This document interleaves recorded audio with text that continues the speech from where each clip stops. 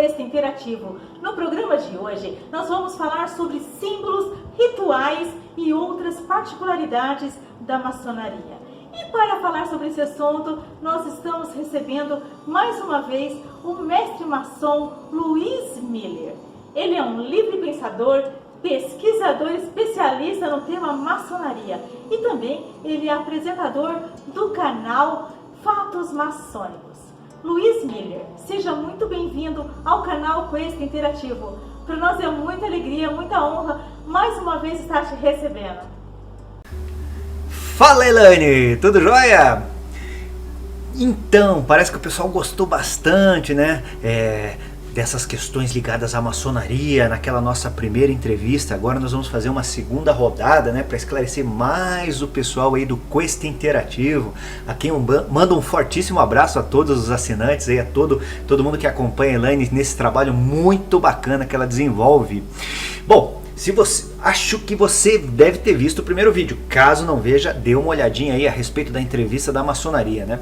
Lá me apresentei, né? Eu sou o Luiz Miller, eu sou o idealizador do projeto chamado Fatos Maçônicos, que é um canal no YouTube para justamente tirar assim, essa nuvem negra que existe nessa história de maçonaria, né? Vamos entender melhor do que se trata essa sociedade tão antiga, né? Que contribuiu muito para cada um dos irmãos, cada um dos maçons e para a humanidade de uma forma muito bacana, muito geral, assim, ajudou muito no desenvolvimento.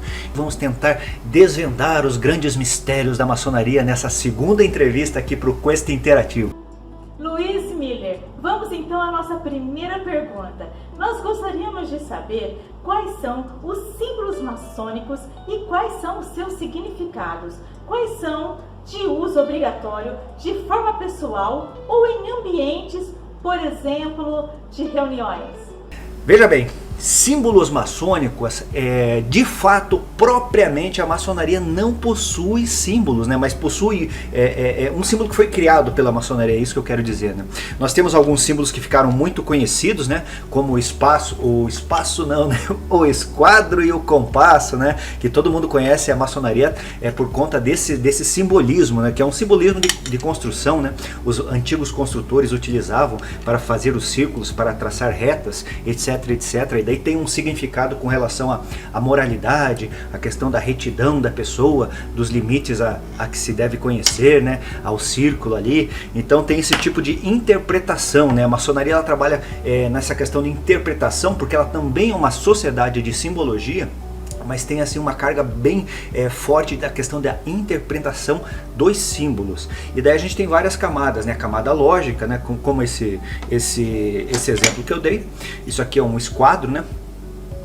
É um esquadro. E ele traça linhas retas, né? Traça linhas retas. Então ele remete à questão moral, à retidão, certo? Mas tem vários e vários significados mais ocultos, né? Então a maçonaria está recheada. Se a gente começasse a falar de todos os símbolos que ali foram agregados, eu creio que essa entrevista nunca terminaria, né? Porque tem muita coisa, sabe? Quais são de uso obrigatório de forma pessoal ou em ambientes? Por exemplo, um dos símbolos que a maçonaria utiliza bastante, né, são as questões dos paramentos, né? Então quando a pessoa vai para uma reunião da maçonaria, um dos grandes símbolos conhecidos é o avental. Então o maçom coloca os paramentos e o principal símbolo ligado a essa questão é o avental do maçom, que representa a questão do trabalho a ser desenvolvido, né, naquela reunião. Luiz, conta pra gente agora quais são os rituais maçônicos e onde eles são aplicados. Bom, na verdade, os rituais a gente pode entender de uma forma geral, eles são procedimentos para que a reunião aconteça. Certo? A maçonaria ela trabalha com um espectro um pouquinho diferente, né? Não é uma sociedade aberta. Existe uma série de critérios para a pessoa tornar-se maçom, né? E quando ela é aceita nessa sociedade, ela passa por um processo que a gente chama iniciação. Então, talvez não sei se é um conhecido, né, mas é o mais importante ritual, é o ritual de iniciação de uma pessoa nova à sociedade. Então tem todo um procedimento, como uma reunião, hein? Tem o seu começo, o seu meio, o seu fim, certo? E daí tem os ritos, né? Esses procedimentos, na verdade, eles vêm de grande parte lá da França, que no Brasil a gente usa muitos ritos de origem francesa, mas também tem ritos de origem inglesa e norte-americana também, né? Então existem... na verdade, se você observar de uma forma muito ampla, centenas e centenas de ritos, de formas, de procedimentos, né, para essa reunião. Então esses são os conhecidos ritos maçônicos, que sofrem influência das pessoas que acabaram desenvolvendo em determinados países onde esses ritos foram criados, vamos por assim, né? Luiz, conta pra gente, qual o papel do venerável mestre e qual a finalidade ou representatividade do uso do compasso na maçonaria? O venerável mestre, a gente pode fazer uma analogia bem para você entender. A maçonaria ela tem uma estrutura que funciona mais ou menos assim. Funciona como se fosse uma cidade, né? Depois nós temos um estado e nós temos um país. Então o que acontece? Eu sou do Grande Oriente do Brasil, então as lojas, certo, são as cidades. Daí nós temos as potências, que seriam associações que cuidam das lojas, seriam o estado. E daí nós temos um poder central que fica lá em Brasília também, né? O poder central fica lá em Brasília, tem um grão-mestre lá, tem um grão-mestre estadual, certo? Um governador e tem um presidente, como nós temos no nosso mundo público, na nossa vida pública. E o venerável mestre, na verdade, ele seria o prefeito dessa loja, né? Então a gente pode entender como se fosse um prefeito. Então ele colabora, ele conduz os trabalhos, na verdade, é a pessoa que recebe o iniciado, ele é o nosso chefe, na verdade. Então, né? Então, qual a finalidade do uso do compasso? Então, é esse instrumento que eu acabei mostrando ali anteriormente, né? Então, ele faz parte de toda a simbologia maçônica. Talvez ele, junto com o esquadro, né? O esquadro e o compasso, eles tenham se tornado os elementos, né? Ou símbolos, talvez mais conhecidos dessa sociedade, né? Então, como eu falei também, né? O significado básico dele, entre outros, né? Que existem camadas e camadas de entendimento, é traçar círculos, né? É a questão prática. E o compasso, traçando os círculos, a gente procura conhecer os nossos limites. Então é um significado assim, talvez o mais raso, o mais básico, mas também muito importante que se saiba. Luiz, agora uma pergunta que todo mundo tem dúvida. Conta pra gente, o que é o livro da lei ou o livro sagrado? Ele deve ser seguido por todos os membros da maçonaria? Então o que acontece, né? A maçonaria, a maçonaria oficial, né, essa que a gente conhece hoje, ela tornou-se assim mais bem fundamentada a partir de 1717. E o tempo foi passando e na verdade foi adotado o uso do livro da lei, o que a gente chama, aqui nesse caso é a Bíblia Sagrada. Eu sou um cristão, na verdade, né? Então a maçonaria não é uma religião, ela é uma, vamos pôr assim, uma filosofia de vida, certo? É uma filosofia de vida, é um sistema iniciático, certo? É difícil de definir, é uma escola, é uma série de coisas, mas ela não é uma religião. Então, nós maçons, homens, né? Não a instituição, mas nós homens, os maçons, os irmãos, cada um tem a sua religião e cada um desenvolve essa religião e a ordem, ela, por não ser religião, ela fomenta que as pessoas pratiquem a sua religião, independente do que seja. Você pode ser um cristão, você pode ser um judeu, na verdade, você pode ser um maometano ou um praticante do Islã, ou você pode ser um espírita ou um bandista, e cada uma desses segmentos, dessas correntes religiosas que eu falei, acaba adotando, né, um tipo de livro, de literatura que é chamada literatura sagrada, o livro da lei.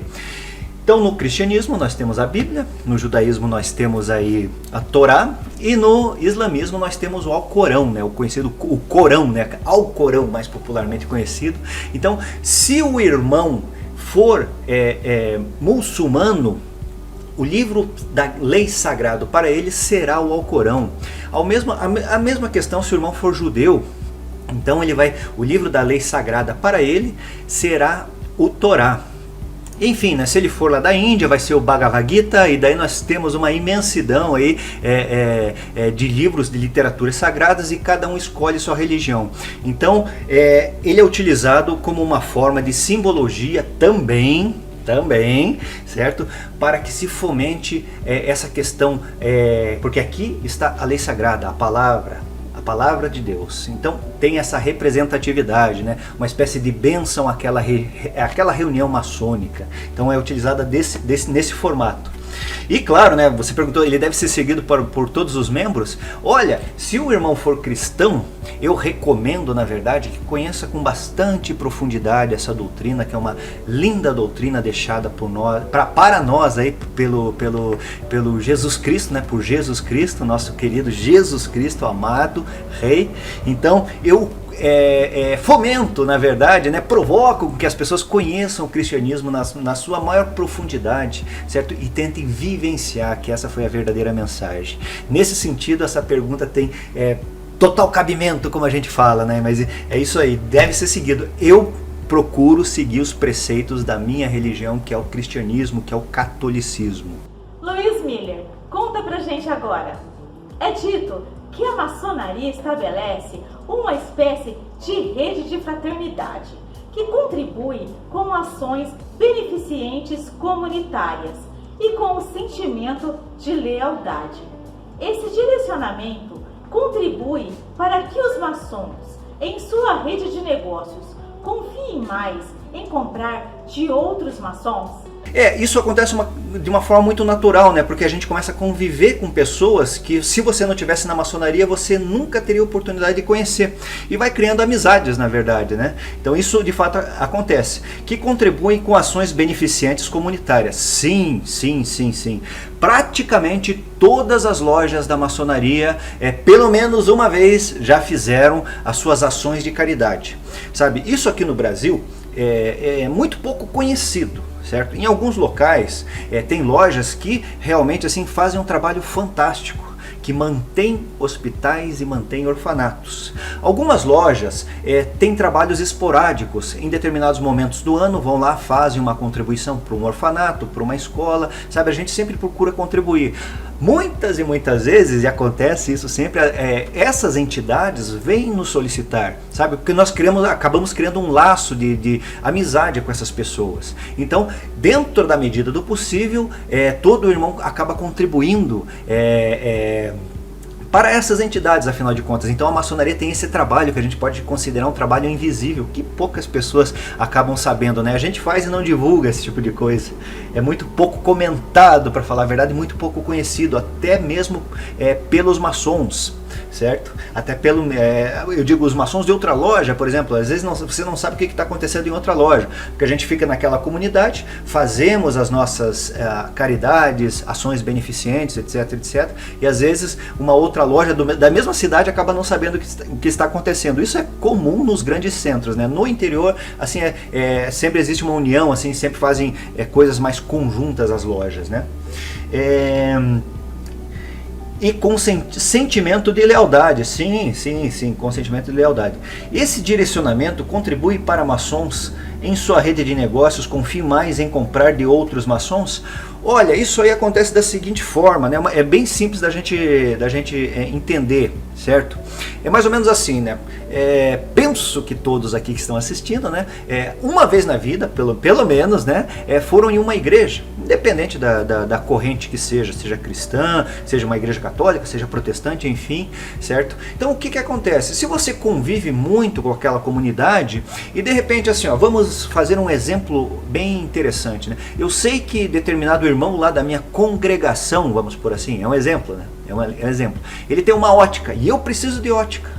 O que eu faço naturalmente? Se eu tenho um convívio e sei que é uma boa pessoa, tenho um convívio periódico com essa pessoa, sabe? O que eu vou acabar fazendo? Eu vou fazer, sabe? Na prática acontece isso, eu vou fazer meus óculos com ele. Ou pelo menos vou pegar um orçamento, né? E geralmente acontece isso. Então, como a gente acaba convivendo e conhecendo, né? E todos os maçons trabalham, né? Na verdade, o pessoal pensa que todos somos ricos aí, mas não, né? Na verdade, a grande parte da maçonaria maçonaria é feita pela classe média, vamos por assim, sabe? Não é feita por pessoas ricas, certo? Então são comerciantes, são profissionais liberais, enfim, as mais variadas profissões, né? Então, se eu sei que o irmão vende um óculos, opa, beleza. Se eu sei que o irmão é advogado e de repente eu preciso de uma demanda jurídica, eu vou chamar um irmão conhecido. Opa, por que não?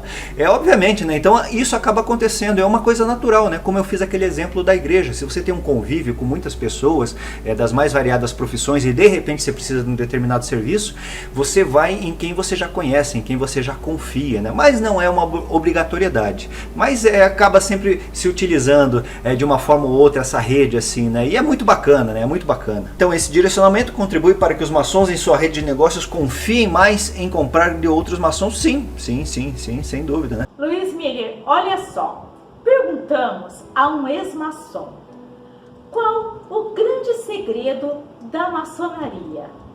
E ele nos disse, a maçonaria não tem segredos.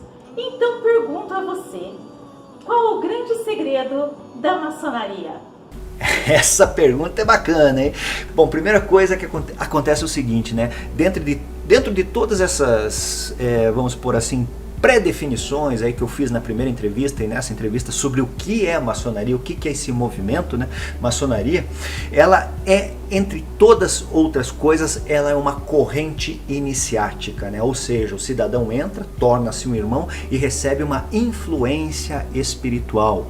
Então, no meu ponto de vista, se a pessoa foi iniciada, né? Na verdade, ela não deixa de ser iniciada. Então, não é um ex-maçom, pode ser uma pessoa que acabou se desligando da ordem, mas nunca deixará de ser maçom. O grande segredo da maçonaria. Então, o grande segredo, na verdade, ele é muito público, que é justamente essa questão do contexto da iniciação, certo? Então, o que é a iniciação? É quando o cidadão entra, passa por todos os pré-requisitos e é recebido numa reunião e recebe essa influência espiritual, essa corrente maçônica, né? Ele recebe do Venerável Mestre, né? Então você entende porque ele é tão importante, o Venerável Mestre, e ali ele torna-se um irmão dentro do que a gente chama maçonaria, a construção do ser. E esse procedimento, ele detém todos os segredos da ordem. E esses segredos, sim, são intransmissíveis. Eu sempre gosto de fazer uns exemplos assim para as pessoas entenderem do que eu estou falando. É a mesma coisa que você perguntar para um padre aí da sua paróquia, né? Padre da Igreja Católica, né? Como é que foi a sua ordenação como um sacerdócio? Sabe? É muito parecido. A maçonaria é diferente, mas nesse aspecto iniciático, ela é muito parecida, né? Porque a Igreja Católica também, né? Possui os graus, né? Tem o grau de leitor, acólito, exorcista, porteiro, enfim, né? Daí eu tenho o diácono, né? O diaconato, daí tem o presbítero, tem o bispo. Então são todos graus iniciáticos dentro da Igreja Católica. Também ela possui essa característica, né? Então é a mesma coisa que você perguntar para um padre, como é que foi a sua ordenação? Que lá, em vez de chamar iniciação, chama ordena. Como é que foi ordenado padre? E daí o padre vai trazer para você, né, aspectos do entendimento dele. Foi muito bacana, eu estava em casa, estava relaxado e não sei o que. Naquele momento em que o bispo colocou as mãos em mim, eu senti uma força. Então ele sentiu, né? Primeiro eu fiz em duas partes essa explicação. Ele pode descrever totalmente, né? Estava vestido de preto, ou estava vestido de branco, vai depender da corrente, né? Eu estava meio nervoso, certo? Então você veja, são sentimentos, certo? Eu descrevi aqui o local estava gelado, ou minhas roupas eram pretas, então foi uma questão de descrição. Dois aspectos são ligados aqui, questão material da descrição e a questão do sentimento, né? Ele pode também explicar essa questão, na verdade, através da lógica.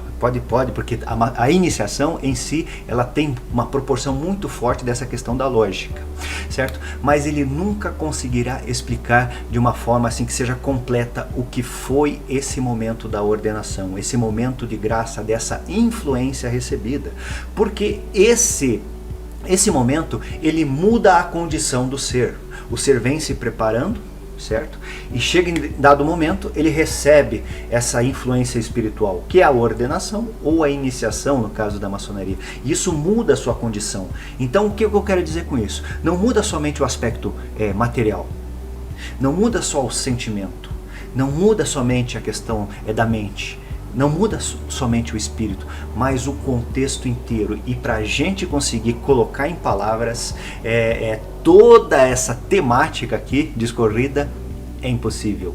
Então, por isso, o grande segredo da maçonaria, ele é intransmissível, que é essa influência espiritual, que muda a condição da pessoa, certo? Então é isso, a iniciação é justamente isso daí. Luiz Miller, eu gostaria agora que você deixasse as suas considerações finais e também os seus contatos. Pois bem, então creio que nós chegamos em alguns momentos até mais profundos aqui nessa entrevista, né? Falando de aspectos que eu gosto tanto de estudar, procurar compreender da maçonaria, sobre essas influências espirituais tão complicadas, né, de se entender, certo? Mas quando você começa a observar exemplos paralelos, você começa a compreender de fato do que se trata essa questão de maçonaria. Pois bem, então agradeço você ter assistido, agradeço novamente a Elaine e agora vou te fazer um convite. Você aqui do Quest Interativo também me acompanhe lá no canal Fatos Maçônicos. Para mim foi um prazer aqui novamente estar com vocês do Quest Interativo. Um fortíssimo abraço, Elaine, e até a nossa próxima entrevista, então! Luiz Miller, mais uma vez eu quero estar te agradecendo por você ter aceito estar participando do canal Quest Interativo. Você prontamente tem nos atendido. E para nós é motivo de muita alegria e de muita honra poder te receber. E eu aguardo você aí em outras oportunidades. Eu quero pedir a você que ainda não se inscreveu no canal, que você se inscreva no canal, que você comente nesse vídeo, que você compartilhe esse vídeo com os seus amigos de WhatsApp e também em suas redes sociais. E também eu quero reforçar a você, se você ainda não conhece o canal Fatos Maçônicos, vale a pena conhecer e se aprofundar aí no mundo da maçonaria. Um forte abraço para vocês e até mais!